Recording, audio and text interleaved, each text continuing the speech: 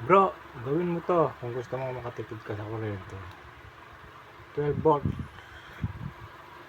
na motor.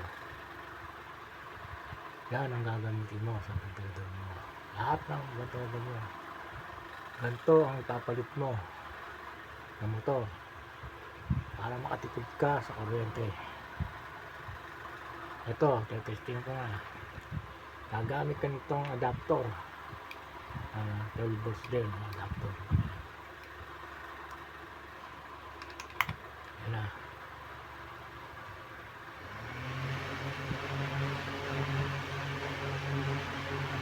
Pasok.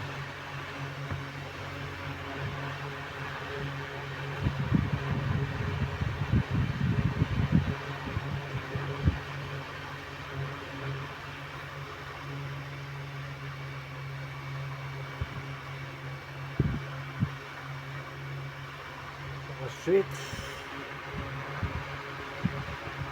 power control switch. Yan siya, power control switch. Yan.